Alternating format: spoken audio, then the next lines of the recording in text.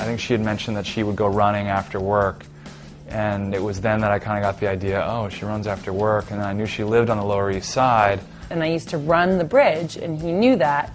And one time he said to me, why don't I go running with you? It was only supposed to be a run over the bridge, and then it turned into a 5-hour bar run affair. So we're going to go and visit some of those places and tell you a little bit about it. I met Peter 5 years ago in 2003. We both worked at J.P. Morgan. We are at the diner in Williamsburg, which is where we had our first sort of impromptu date, which was unexpected following the run.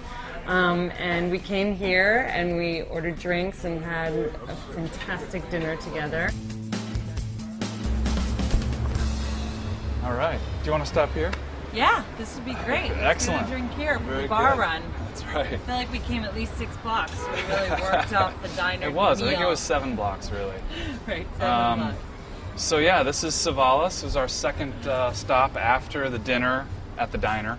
I figured if I showed him my moves, then it was really going to seal the deal for the evening. See, that's what I was hoping for. This is where running didn't happen quite as much as drinking. We went over here to play pool and a little bit of chess. Oh, did we play chess that night? I think we might have tried to play chess, although I didn't know how. You didn't know how to play, so I must have been really good.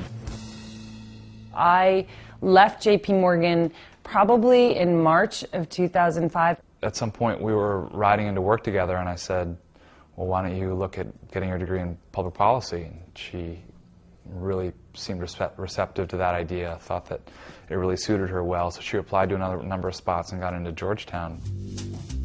We did live apart for 2 years, but it was fine, and Peter started his own business while I was going to grad school. She threw herself into school, and I threw myself into starting a business, and ultimately it worked out well for both of us. As things were moving towards graduation, and even before that, I was thinking that this girl's the one I want to propose to. So the week of my graduation was actually the week that he proposed to me. Nejla's a big fan of what I would consider somewhat cheesy romantic movies. Peter figured he would pick one of the cheesiest places he could think of to propose to me, which is why I picked the Empire State Building, because it's pretty cheesy. I didn't have the ring yet. I had ordered the ring, and there was a custom band that needed to be put together, and it wasn't ready until the next day, and I was trying to have Nejla stay the next day, but she had to go back to Georgetown. He got down on one knee, and he said, "Nejla, will you marry me?" And he was down there, and I grabbed him and pulled him into my waist, and he had said, "Can I ask you 2 questions?" before he asked the first one.